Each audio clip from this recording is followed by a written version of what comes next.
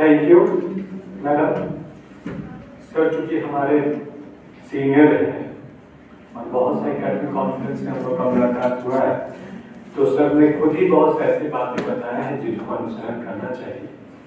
मैं अपनी बातें रख रहा हूँ और थोड़ी सी बात रखूंगा चूंकि मैं आपसे लंबा डिस्कशन ले रहा हूँ पिछले सेशन में।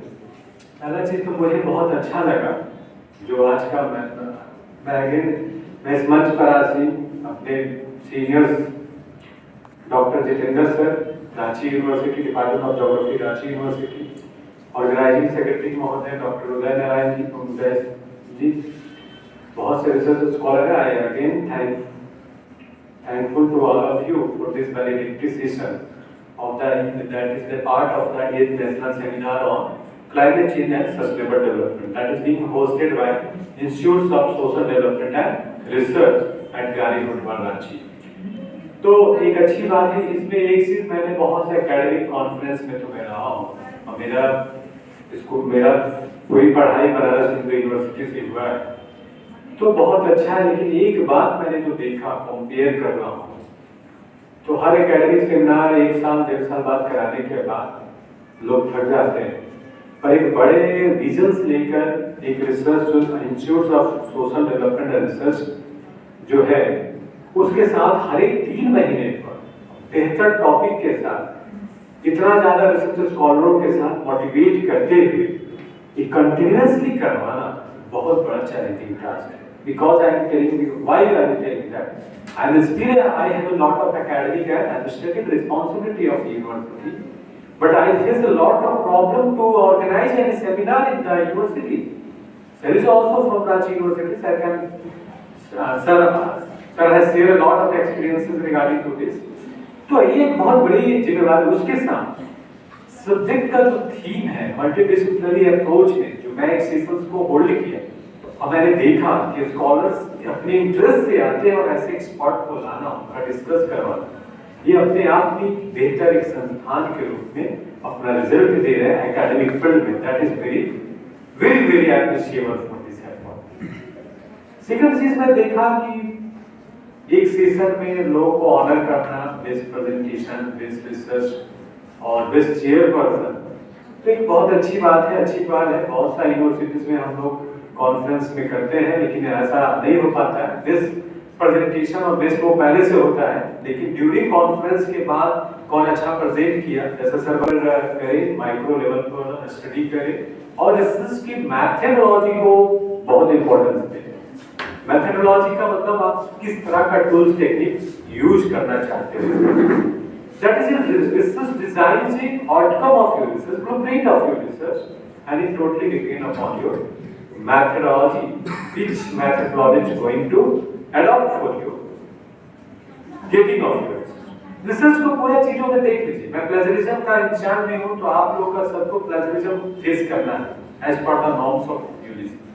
पहला क्या होता है आपको रिसर्च में जो आप थीसिस लिखते हैं, है ना, इंट्रोडक्शन पार्ट हो गया, आपको ऑब्जेक्टिव्स हैं, प्रॉब्लम्स आपने पाए, स्टेटस ऑफ प्रॉब्लम्स, क्या क्या प्रॉब्लम है, जिस तरह आपने देखा कि प्रीवियस को कोई भी वर्क या पेपर लिखना, आप लोग तो बहुत सारे रिसर्च कंटिन्यू है, तो प्रीवियस वर्क के साथ उसको कंपेयर करने के बाद हमेशा ध्यान रखना चाहिए जिसको हम रिव्यू ऑफ द लिटरेचर, है ना, साहित्यिक सर्वेक्षण या साहित्य पर रिव्यू करते समय ये पोर्शन बहुत बड़ा प्लेजरिज्म का पार्ट होता है।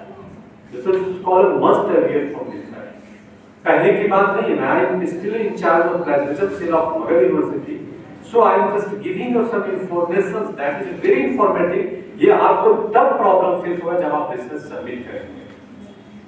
तो ये जो पोर्शन है रिव्यू ऑफ द लिटरेचर, या आप किसी चीज को रेफरेंस कर रहे हैं, साइट कर रहे हैं, it is a greater challenges for the scholars कि हम किसी चीज को लिख रहे हैं, पढ़ रहे हैं, डाल तो देते हैं, लेकिन जब प्लेजरिज्म टेस्ट में जाएगा वो ऑटोमेटिक बता देगा। तो आप अभी से काम कर रहे हैं पेपर, आप तो कहीं भी पेपर भेजिए, हो सकता है यहाँ भी पेपर दे, प्लेजरिज्म इंपॉर्टेंट हो गया है कि आप किसी का कॉपी करके दे रहे हैं या खुद को दे रहे हैं। तो आपका रिव्यू ऑफ द लिटरेचर की अभिव्यक्ति करते समय आपको बचना है कि कौन सी बातों का अभिव्यक्ति आप अपनी लैंग्वेज में कितना बढ़ जाते हैं। एज इट इज कॉपी करेंगे। बहुत सारे हिंदी के विद्यार्थी हैं, ये लिटरेचर का विद्यार्थी हो, एज इट इज नॉवेल्स को कॉपी कर लेंगे, एज इट इज उसके कोटेशंस को कॉपी कर लेंगे, आप लिख देंगे। Of course this are the plagiarised portion. कोई भी चीज को इंटरनेट से लिखने के बजाय टेक्स्ट की इंफॉर्मेशन पर है। We have a very bad habit. We are just developing very bad habit. We wanted to get solution, everything solution from the internet. Internet is not ultimate solution of the academy. It is just being a spoiling our system.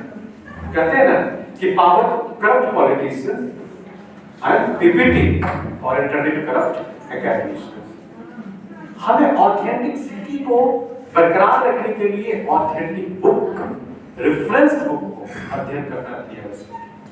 आमतौर पर research scholar करते क्या है कि कोई thesis को पढ़े, उसमें जो लिखा हुआ है उसी को लेकर रेफरेंस डालिए। अगर किसी थीसिस में ऑथेंटिक वर्क को कहा गया है कि you should try to cross examine of that authenticity from the original text. That is a very important point कि किसी चीज को पढ़े उसमें ऐसा कहा गया कि ऐसा उपनिषद में कहा गया हो और हम लिख के दे दें कि this is no, that become a part of plagiarism.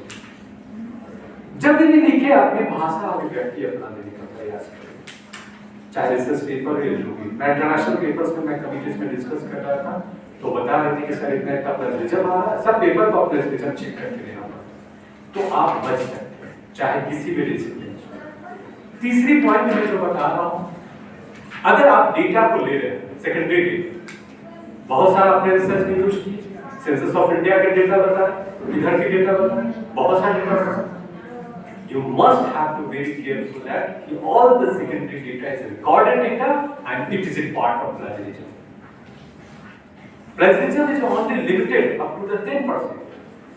अगर आप plagiarism के उस डेटा को रिसर्च में इनपुट डाल रहे हैं, कोई भी ऐसे रिकॉर्ड तो प्लेजराइज हो जाएगा, आपका thesis will be stopped and your thesis cannot be awarded. Your research paper cannot be allowed for the publication.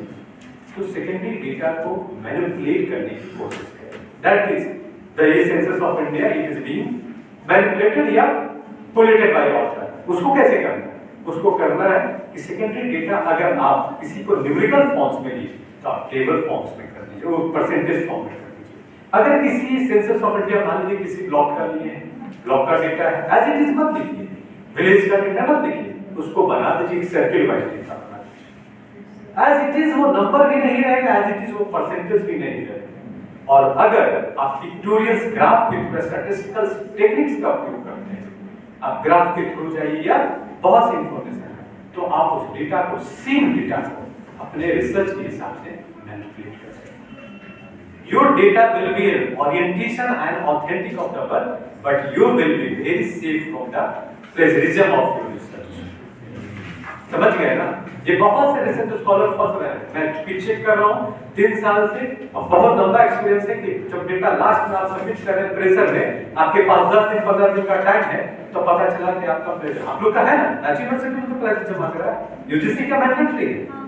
तो लास्ट टाइम लगा कि अरे मेरे तो प्लेजर थीसिस फंस गया, 15 दिन हम क्या करें? उस समय रिसर्च स्कॉलर की बहुत हेडेक होती है, बहुत मेंटल ठीक नहीं रहता है। मैं उस चीज को बता रहा हूँ जो मैं प्रैक्टिकल देख रहा हूँ। आप लोग रिसर्च क्योंकि इंटरडिसिप्लिनरी है, सर ने बहुत सी बातें आपको बता, तो आपको ध्यान रखना है कि सेकेंडरी डेटा का यूज कैसे करें। प्राइमरी डेटा हमेशा ओरिजिनल वर्क है, there is no question, there is no matter of plagiarism. ठीक है, जो भी कोटेशन कर रहे हैं वो देखिए। सेल्फ प्लेजराइज्ड भी एक होता है, प्लेजरिज्म पर तो मैं बहुत बात नहीं करूंगा, इतना बहुत क्लियर है आपको रिसर्च में। दूसरा आपका मेथोडोलॉजी यूज कर रहे हैं, methodology is base of your research. तो आप जब प्रॉब्लम आइडेंटिफाई किए उसी के आधार पर आपका जो टॉपिक है उसके आधार पर आपने ऑब्जेक्टिव डिटरमाइन किया, कौन सा ऑब्जेक्टिव उद्देश्य है, और उस उद्देश्य को डिटरमाइन करने के लिए आपके पास methodology will always depend upon your objective of your research, either your research paper.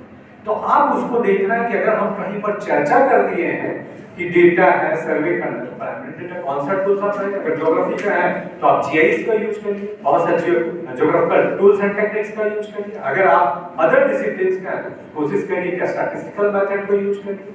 आपका हाइपोथेसिस टेस्ट है, अगर हाइपोथेसिस डाल ही रहे हैं तो हाइपोथेसिस टेस्ट करिए। कौन सा टेस्ट है? Sample method. आप एसपीएसएस का जानकारी होना चाहिए। मैं तो रिक्वेस्ट करूंगा institute of social development research से कि एक बार वर्कशॉप भी करवा दीजिए बहुत से स्कॉलर को एसपीएसएस, बहुत सारे new tools and techniques of the research I hope that you will benefit from such A work. तो ये सब चीजें आपको data interpretation, data validation and data ये होता है। तब आपको रिसर्च के ऊपर ले जाइए, स्टडी करिए, और उसके बाद आपका जो भी है, कभी भी research is nothing for the high things of research is only focus based study which no need for the mention of your preparing of your research for the 304 pages, 400 pages. It's only need for the science वाले तो ठीक है, social science और बाहर सोच के खूब लिखते हो नहीं। आज के युग में प्लेजरिज्म का दौर है, किसी से बात होने के बाद भी 10 तो आपको क्वेश्चन लगेगा, बच भी गया ना तो नौकरी के बाद आपका इंक्वायरी अगर कोई फिल्म ठोक दिया किसका रिसर्च में है, बहुत सा कॉपी है, आई कैन चैलेंज हिम, और उस समय अगर रिसर्च का हो गया, आपको कोई चैलेंज करके आपको प्लेजरिज्म टेस्ट करा दिया और जो चीजें वहां से बच गई, योर नौकरी will be devolve. Many of the vice chancellors is still very facing a lot of problem. If you are much more aware from the news, what is happening around us today, you can find out that. So you must have to aware कि हमें authentic work, अगर किसी की work को है, must acknowledge. So don't be just a high research effect ये मैंने किया, मॉडल्स बनाते हैं, मॉडल्स भी लिखते हैं, तो अपना लिखिए कि आपका है या किसी की मॉडल्स को आपने डेवलप किया है तो लिखिए कि ये मॉडल जैसे डॉक्टर कुमार पिल्टू 2013 and develop an author by author, उसके आधार पर आपने कुछ डेवलप किया है। ये सब चीजें बहुत बेसिक हैं जो आपको समझना है। बाकी तो क्लाइमेट चेंज और सस्टेनेबल डेवलपमेंट पर मैंने बात किया है, और तब आपकी रिसर्च बहुत ओरिजिनल होगी। We are in the living of this internet की पायरेसी, इंटरनेट पर किसी भी चीज का सॉल्यूशन मत मांगिएगा। बहुत सा फ्लैश मेकर और पेज मेकर इस सब पर जाकर प्लेजरिज्म टेस्ट करते हैं, आपका डेटा पायरेसी हो जाएगा। इंटरनेट नीचे हिडन थेफ्ट, वो आपके डेटा को चुराएगा इंटरनेट से, आपको ना मिला, फ्री में प्लेजरिज्म टेस्ट करते हैं, कितने लोग डाल दिया और उसको बहुत अच्छा है 0%, 2% बहुत कुछ मिला, तो प्लेजरिज्म 2% का है। और वो सारा डेटा लेकर इंटरनेट पर, जैसे आपका बैंक से बैलेंस कितना है, वैसे आपका मटेरियल लेकर वो बेचता है। Internet has a weak cyber crime, weak है, it is not under the territory of any one of the institutes of government. So you save from that, try to be, अपना हमेशा बेसिक फैक्ट को जानने के लिए text को देखिए, अध्ययन करें, मानक पुस्तकों का अध्ययन, रेफरेंस चीज को स्टडी करें, और रेफरेंस चीज को स्टडी करने के बाद सुपरफिशियल इंफॉर्मेशन को इंटरनेट पर ले सकते हैं, ठीक है नहीं है। तो with this few observations of this, the end of the last day of this seminar, of the national seminar on the climate change and sustainable development, हम लोग बहुत से बात किए थे, पर मुझे लगा कि थोड़ा सा रिसर्च स्कॉलर को कुछ चीजों को बताना चाहिए, ऐसे आप लोग जानते होंगे। तो इस वैलिडेटरी सेशन के रूप में I smile suggestions as a teachers, professors या as a scholar. Thank you for all of you. अपने अमूल